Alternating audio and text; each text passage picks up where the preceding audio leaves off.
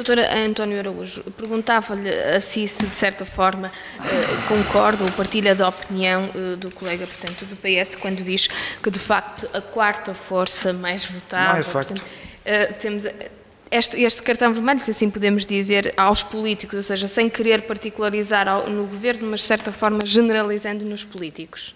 Que análise é que podemos fazer? Em primeiro lugar, tendo também a oportunidade de me pronunciar sobre o que falou do eventual desmoronamento do PS, que eu só tive aquela pequena intervenção inicial, eu queria dizer que já não é de agora das eleições, portanto, em minha opinião, e isto não é uma questão de liderança, se sair o seguro entre o Costa, a matriz vai ser a mesma, a meu entender. Embora eu não goste muito de meter nos assuntos internos dos outros partidos, mas de todo modo, em termos latos, em termos gerais, isto é uma questão de política e de responsabilidade, ou melhor, de falta dela, porque desde que este governo assumiu, o PS vem vindo sempre numa postura de praticamente de política de terra queimada, não apresentando falta de alternativas a medidas, algumas certas, outras erradas, mas na sua maioria necessárias para tirar o país da situação de pré-bancarrota em que, nomeadamente, o governo do engenheiro José Sócrates o colocou. Nunca houve uma total falta de responsabilização desta liderança do Partido Socialista e vai continuar quanto a essa situação, quanto a assumir nem uma palavra, nem uma simples meia-culpa sobre essa situação, quanto a assumir alguma responsabilidade sobre a situação que o país chegou e quanto à gênese da mesma. Tudo isso, a falta de alternativas, a análise que eu diria surrealista que foi feita pela liderança do PS na noite do resultado das eleições autárquicas, é uma análise surrealista que se calhar foi, em grande medida, o que levou também ao avanço do António Costa. No momento de lucidez, deve ter visto que aquela análise poderia ser mais adequada para um partido de extrema-esquerda ou eventualmente até de extrema-direita, mas não com um partido como o Partido Socialista, que tem responsabilidades no poder e é um partido, conforme já foi aqui dito, do arco da governação. Aquela análise é surrealista, para não dizer outro termo. Falta de alternativas, falta de responsabilização pela situação, estava sempre tudo mal. Qualquer medida que fosse tomada estava sempre... Ora, isto não é uma oposição consciente nem responsável.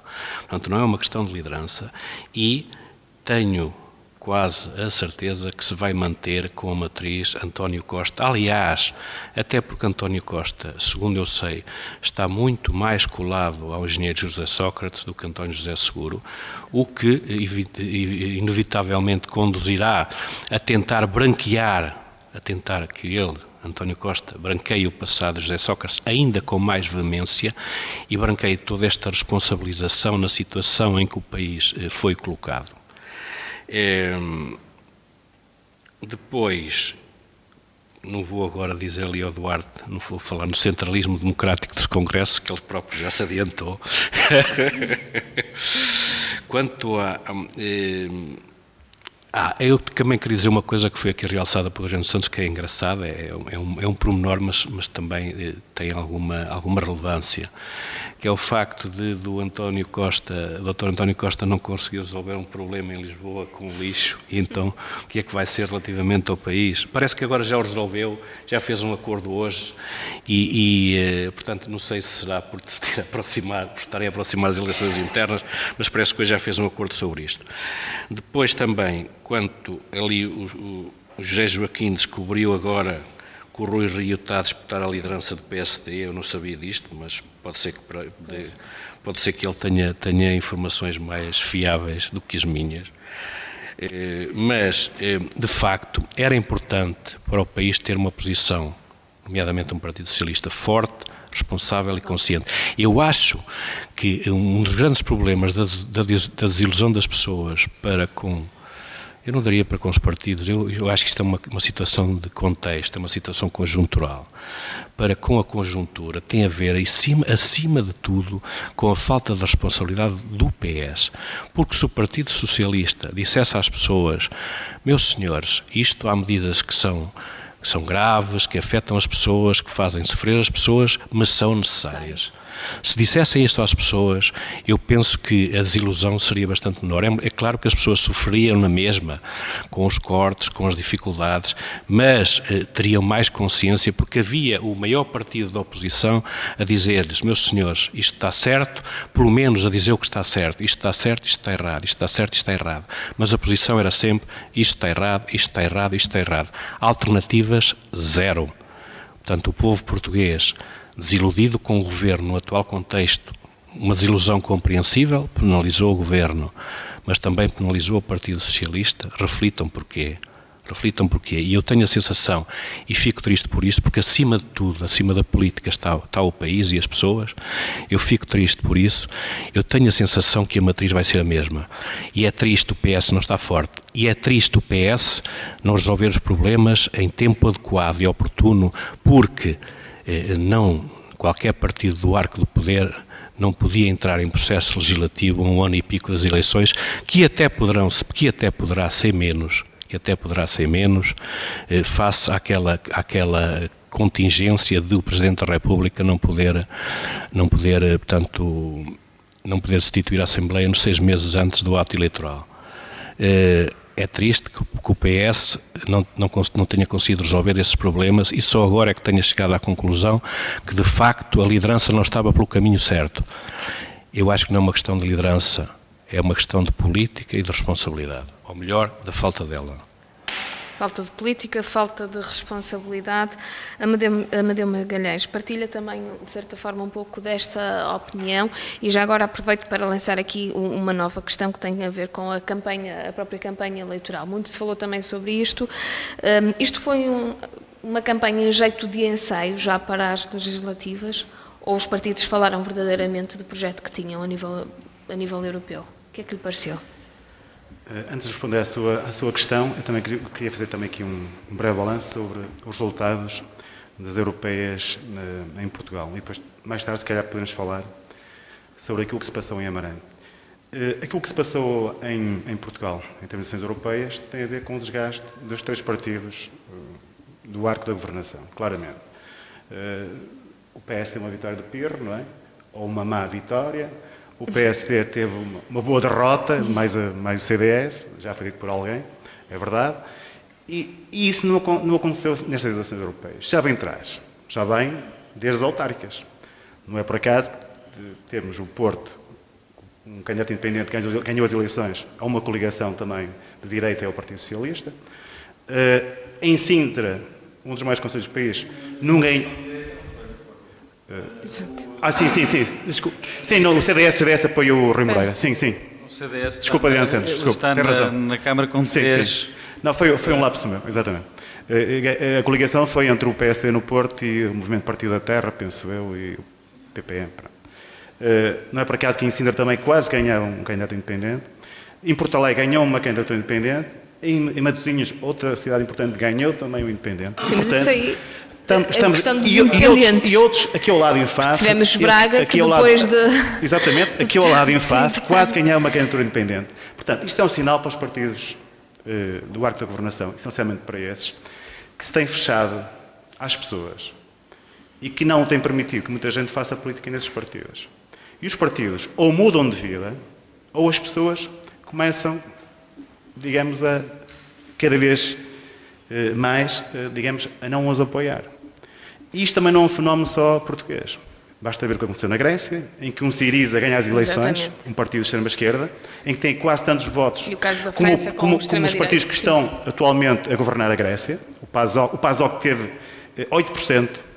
O PASOK aqui há 5 anos tinha ganho umas eleições com maioria absoluta. Desapareceu. Vemos o que aconteceu em Inglaterra, em que um partido que é a favor da saída do euro ganhou as eleições europeias. Vamos ver o que aconteceu em França, em que os partidos tradicionais realmente estão pelas ruas da amargura. O PS em França teve também 14%, salvo erro, não é? Portanto, tudo isto deve-nos fazer refletir. Muitas promessas à volta do Hollande. Deve-nos fazer refletir.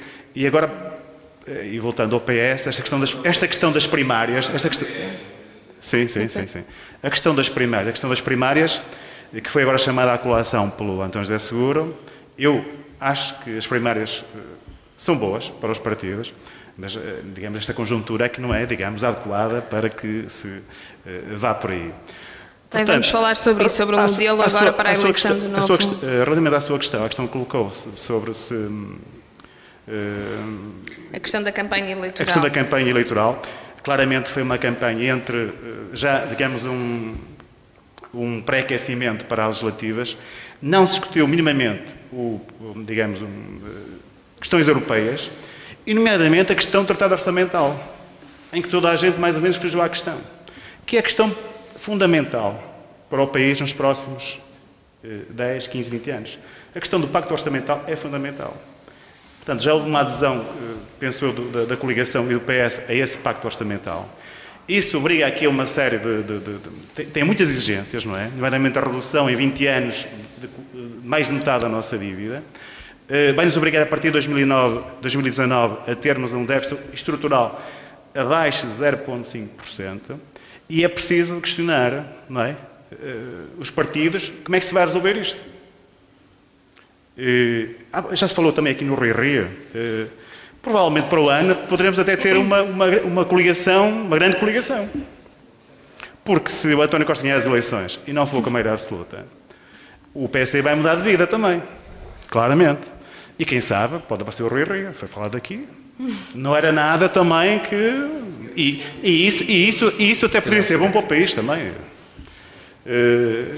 Mas nesta altura também não diria... Eu acredito em salvadores da pátria, pá. Nem em São Sebastião. Isto aqui não há questão de salvadores da pátria. A política é a realidade, é feita de coisas concretas, passo a passo. Só para contrariar isso, hoje em dia as políticas estão muito marcadas, são políticas europeias. Nós cá em Portugal não temos muita liberdade para aplicar políticas. Agora, uma questão fundamental é a credibilidade de quem executa. Isso é que é fundamental. As pessoas acreditarem em quem executa as políticas. Agora, a liberdade para as definir nos próximos anos, claramente, ou a Europa muda de vida, ou então isto vai estar... Essa liberdade vai ser quase nula. Não tenho dúvidas nenhumas quanto a isso. Agora, a credibilidade, a justiça, não é? Mais justiça, se calhar, na repartição dos sacrifícios, não é? Atacar aqui alguns interesses que ainda não foram atacados, se calhar, isso é possível. Muito bem, muito obrigada. E eu quero ouvir a opinião, naturalmente, de todos os convidados deste painel. Passo agora a palavra a António Duarte, por favor. Qual é a sua opinião relativamente à campanha eleitoral? Antes de dar a minha opinião em relação à campanha eleitoral, eu continuo com um problema. Confesso a ignorância. Eu continuo sem perceber o que é um independente na política. O que é que são independentes? Se calhar... Porque mal deste país, com todos os problemas que vão surgindo, sem partidos e mal da nossa democracia. Eu digo isto à vontade, porque eu posso estar perante, e com o maior respeito aqui para o colega Amadeu Magalhães, já o conheço há muitos anos, eu posso estar perante uma pessoa que me diz que é independente politicamente e entro num discurso, por exemplo, pró-salazarista, e a pessoa, ao nível ideológico, queixa-se logo, tem uma reação, ou é contra ou é a favor. Posso estar com um discurso pró-comunista ou pró-social-democrata, a pessoa tem sempre uma opinião, tem uma opinião política, tem um espaço onde se sente. E esse espaço, naturalmente, e muitas vezes, identifica-se com partidos políticos. Agora, a outra questão do independente da política é a responsabilidade. Porque nós, estando ou integrando partidos, temos responsabilidades, temos compromissos com o partido. E se formos independentes já não temos? Nos independentes, eu já lá vou. Tendo em conta aquilo que eu tinha dito, que os partidos têm que se abrir mais também à eu já lá vou. É? Os partidos, na minha opinião, todos eles, penso eu que sim, que estão abertos à sociedade. Agora, nós temos, por vezes, situações de os independentes, e então ao nível de freguesias e autarquias também, mas ao nível de freguesias temos casos que são gritantes, em que as pessoas afirmam-se como independentes, depois perdem eleições, não têm retaguarda e desaparecem. Enquanto que um partido normalmente dá a cara para o bem e para o mal. Há exemplos em Amarante, a sociedade saltada de Amarante para fora, em que aparecem pessoas ditas independentes da política, se ganham, tudo bem, e não devem faltar amigos, com certeza. Se perdem, desaparecem. É mais fácil desaparecer. Eu tenho um bocado, mas entretanto, em termos de campanha eleitoral, uma coisa que eu não queria deixar passar aqui em claro é que, para além daquilo que já aqui falaram, que penso que é um facto, os três partidos do arco de poder, juntos, não completaram bem, tiveram a pior votação de sempre em eleições de Parlamento Europeu.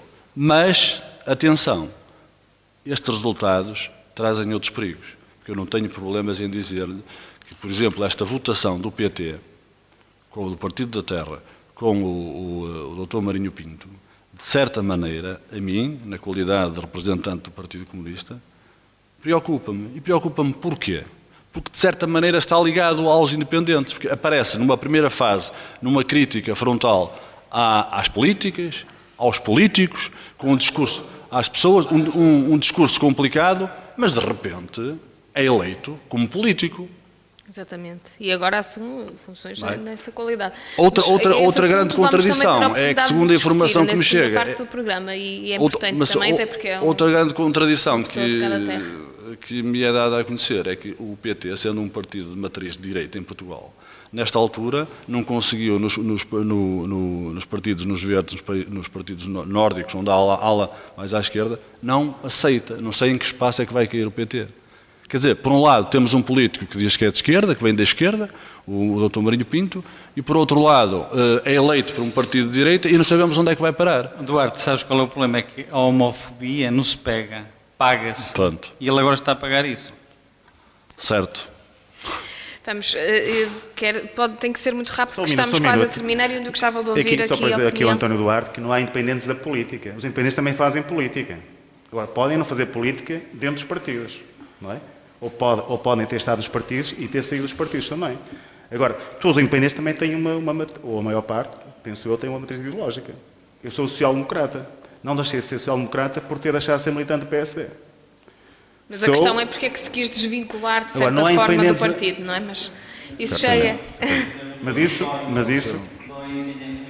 Porque assim...